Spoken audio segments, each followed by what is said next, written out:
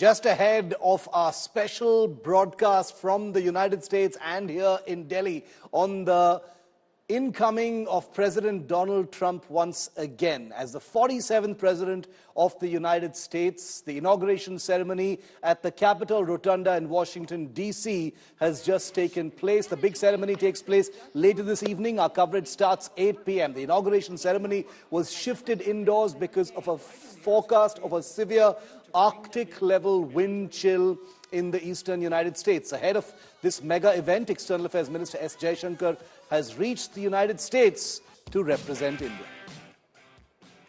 Ladies and gentlemen, the 47th President of the United States, Donald J. Trump.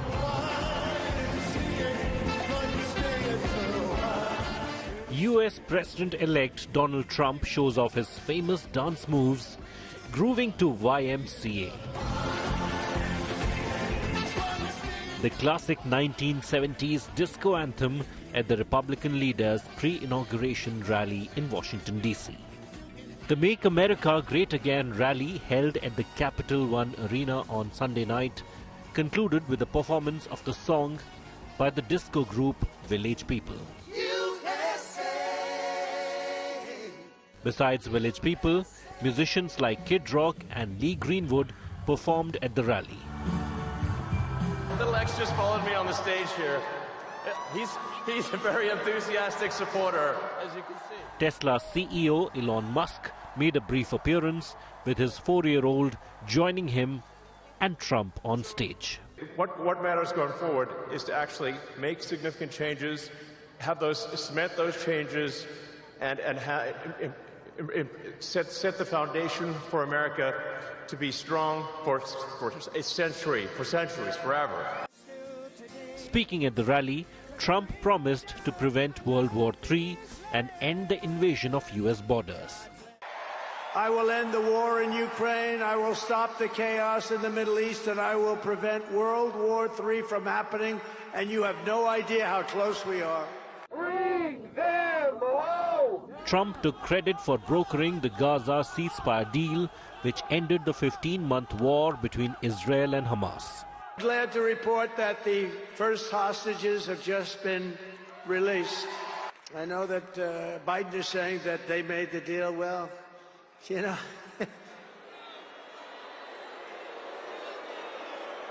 I mean, that deal should have, first of all, it would have never happened if I were president. Would have never happened. There was not even a thought of it.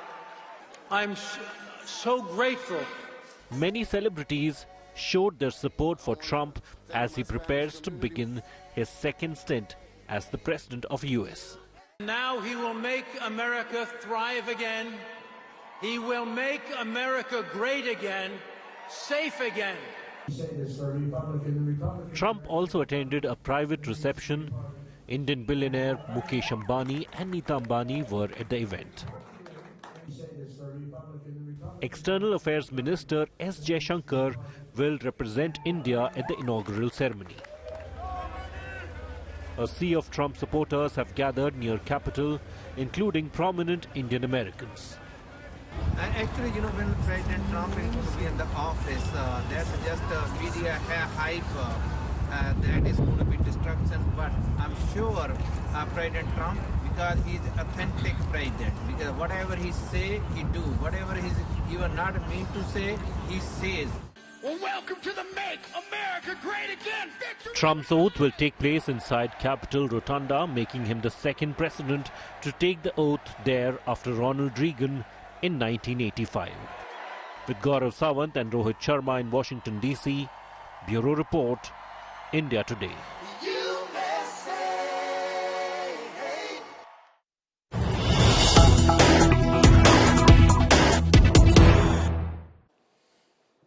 And we've got breaking news coming in right ahead of the oath-taking in Washington, D.C. Incoming President Trump has directed his aides to arrange a phone call with President Putin of Russia, says a local media report in the United States. President-elect Trump has directed his team to arrange a phone call quickly with the Russian leader in the first days after his inauguration that takes place in just a couple of hours from now.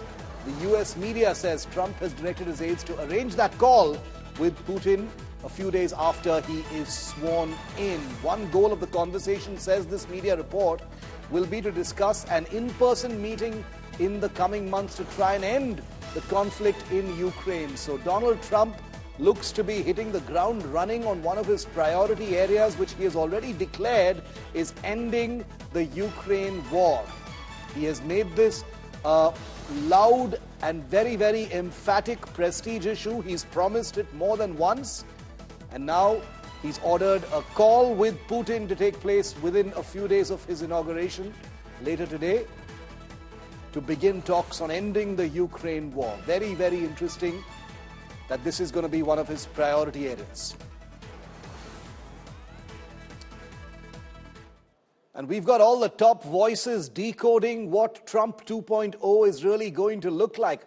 One of the world's biggest risk gurus, Ian Bremmer, has just spoken to India Today's news director Rahul Kanwal in Davos, Switzerland. Just take a look at what he said about this specific issue. Trump takes over and everyone's wondering what are amongst the first few things he's likely to do. He's going to be in such a stronger position than he was last time around. So, I mean, his election agenda, his promises on deportations of illegal migrants, his promises on tariffs on other countries, I mean, these are actually going to be implemented to a much greater degree than I think anybody expects. And he's going to make much bigger demands of other countries around the world, right? He wants the Russia-Ukraine war over. He wants the Middle East wars over. He wants other countries to address and align their economies and their political decision-making more closely with the United States, or else. Point is that in 2017, and you and I were in Davos in 2017, and President Trump, you know, was not nearly as well respected, as not nearly as well listened to as he is going to be this time around. So the transition is very dramatic. So I don't know if the respect has changed very much, but his position of authority most certainly has. It's a respect for power.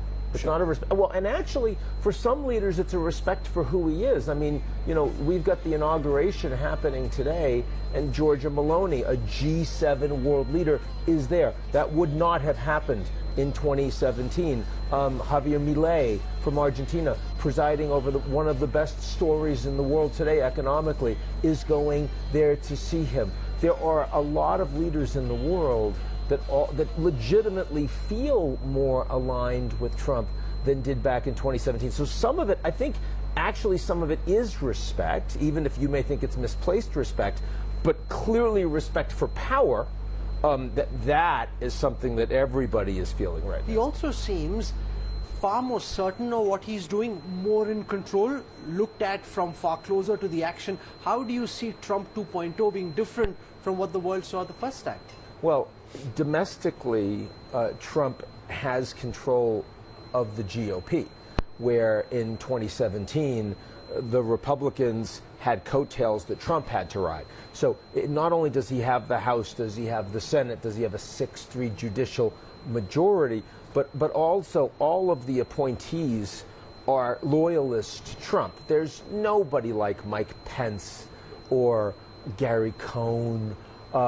There's nobody like Nikki Haley or Mike Pompeo or Jim Mattis. I mean, literally every person he has appointed, some of them are well respected, some of them are not, but they all share a willingness to do what Trump wants. So the first point is that he's truly consolidated power domestically.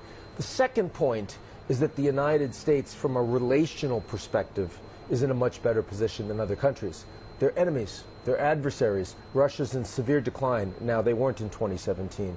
Iran has just lost their empire by proxy in the Middle East. Not the case in 2017. China's having the worst economic period since the 90s, maybe the 70s, not the case in 2017. And even America's allies, who aren't in that bad condition, but their politics, of course, are a lot worse. Look at countries like South Korea and Germany and Canada, where their governments are falling apart. Look at even the anti-incumbent sentiments in places like France and in the UK. So, I mean, the Americans, with their economy coming out of the pandemic much stronger than any of their peers, also are in a much stronger political position. So I think that when you look at Trump wanting to undo an American global order, which is unheard of, really. We've never experienced that. That's why the geopolitics is so unstable. But he's also in a much stronger position to be able to affect that he was not the first term at all.